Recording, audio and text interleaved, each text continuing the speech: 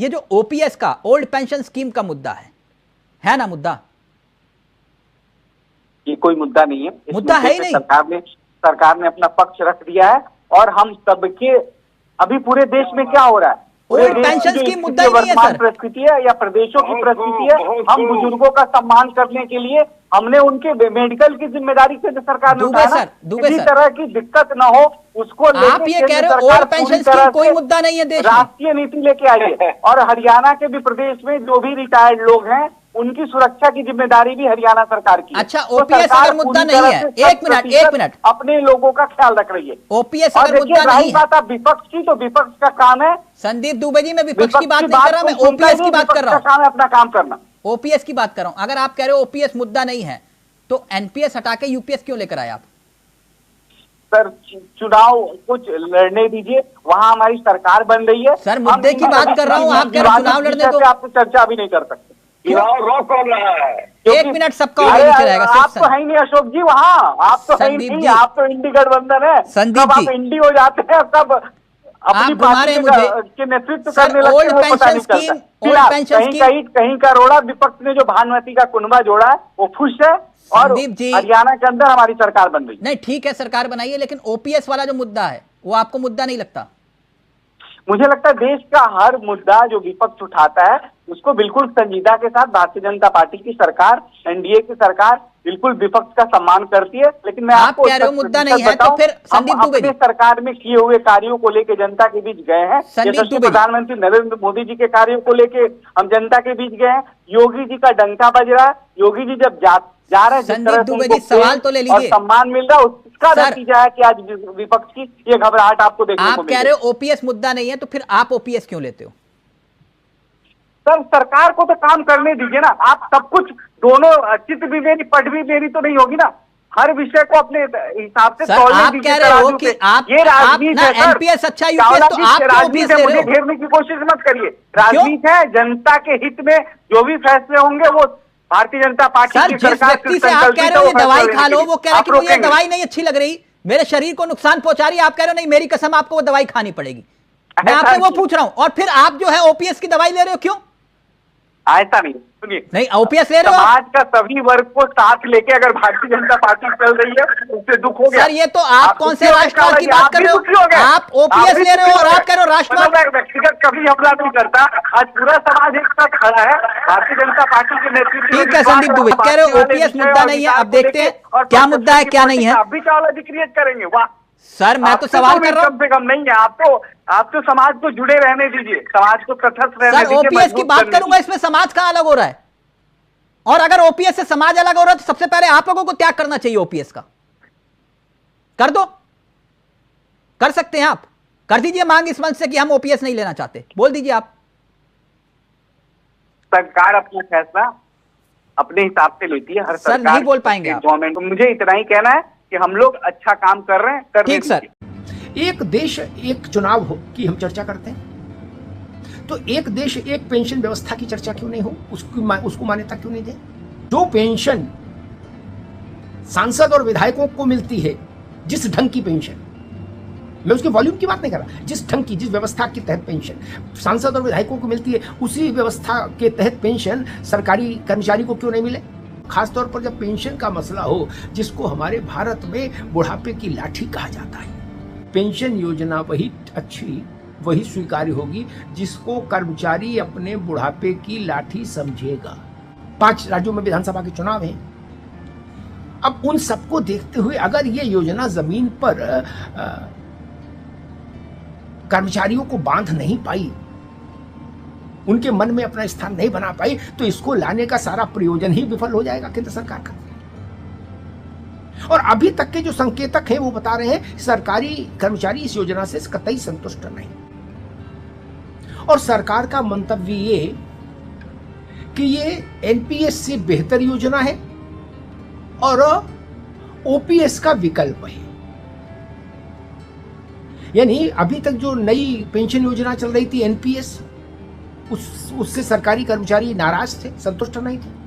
वो मांग कर रहे थे पुरानी पेंशन योजना की, ओल्ड पेंशन स्कीम की, और सरकार बीच में ले आई ओपीएस और एनपीएस के बीच में ले आई यूपीएस, एकीकृत पेंशन योजना। Unified pension scheme. अब केंद्र सरकार को जैसी उम्मीद थी उस ढंग का इस योजना को लेकर इको देश में सरकारी कर्मचारियों के स्तर से नहीं आया। सरकारी कर्मचारियों ने इस नई योजना को का न तो स्वागत किया मोटे तौर पर और ना इससे संतुष्टि जताई। लेकिन फिर भी अब योजना आ गई तो स्वाभाविक है जो एनडीए शासित राज्य है वहां इसको लागू होना है। तो सबसे पहला कदम रविवार को ही यानी ठीक केंद्र सरकार के ठीक एक दिन बाद उठा लिया महाराष्ट्र सरकार ने, और महाराष्ट्र सरकार की कैबिनेट ने इस योजना को स्वीकार कर लिया और कहा हम अपने राज्य में लागू करेंगे ये यूपीएस। रविवार को ही उत्तर प्रदेश सरकार में इस योजना पर मंथन हुआ, चिंतन हुआ और फैसला किया गया कि इसको लागू किया जाना है। अब उसके लिए औपचारिक तौर पर कैबिनेट की बैठक होगी और उसमें इस योजना को अंगीकृत कर लिया जाएगा, स्वीकार कर लिया जाएगा। उत्तर प्रदेश और उत्तराखंड दोनों राज्यों में माना जा रहा है कि एक पखवाड़े के भीतर यूपीएस लागू हो जाएगी। अब अगर आप देश भर के स्तर पर इस योजना को लेकर सरकारी कर्मचारियों में क्या प्रतिक्रिया है इसका आकलन करेंगे तो आप समझ जाएंगे कि ये योजना कम से कम सरकार के उस राजनीतिक लक्ष्य की पूर्ति तो नहीं कर रही जिसके कारण सरकार इस योजना को लेकर आई। ओपीएस की मांग इस योजना के आने के बाद भी कहीं से कहीं तक शिथिल नहीं हुई है। कर्मचारी ये कह रहे हैं कि एनपीएस से यूपीएस तक तो आई सरकार, अब आने वाले दिनों में ओपीएस तक भी जाएगी अगर हमारी लड़ाई जारी रही, हमारा संघर्ष जारी रहा। 2027 में उत्तर प्रदेश का चुनाव है, तभी उत्तराखंड का भी चुनाव है और अभी हाल में हरियाणा का चुनाव है, जम्मू कश्मीर का चुनाव है, फिर झारखंड है, महाराष्ट्र है, 5 राज्यों में विधानसभा के चुनाव हैं। अब उन सबको देखते हुए अगर ये योजना जमीन पर कर्मचारियों को बांध नहीं पाई, उनके मन में अपना स्थान नहीं बना पाई, तो इसको लाने का सारा प्रयोजन ही विफल हो जाएगा केंद्र सरकार का। और अभी तक के जो संकेतक हैं वो बता रहे हैं सरकारी कर्मचारी इस योजना से कतई संतुष्ट नहीं। जितने भी सरकारी कर्मचारियों के संगठन हैं जो पेंशन की ओपीएस की लड़ाई लड़ रहे थे, उन सब ने अपनी अपनी प्रतिक्रिया में इस पेंशन योजना को नकारा है और अधिकांश कर्मचारी संगठनों का कहना है कि ये नई पेंशन योजना दरअसल एनपीएस में ही थोड़ा बहुत कॉस्मेटिक चेंजेस करके लाई गई है। सरकार के अपने तर्क हैं, कर्मचारियों के अपने तर्क हैं और बीच में फंसी है ये यूपीएस नई योजना पेंशन की। कुछ बुनियादी सवाल जरूर खड़े होते हैं। एक देश एक चुनाव की हम चर्चा करते हैं तो एक देश एक पेंशन व्यवस्था की चर्चा क्यों नहीं हो, उसको मान्यता क्यों नहीं दे। मैं कहता हूं कि जो पेंशन सांसद और विधायकों को मिलती है, जिस ढंग की पेंशन, मैं उसके वॉल्यूम की बात नहीं कर रहा, जिस ढंग की जिस व्यवस्था के तहत पेंशन सांसद और विधायकों को मिलती है, उसी व्यवस्था के तहत पेंशन सरकारी कर्मचारी को क्यों नहीं मिले।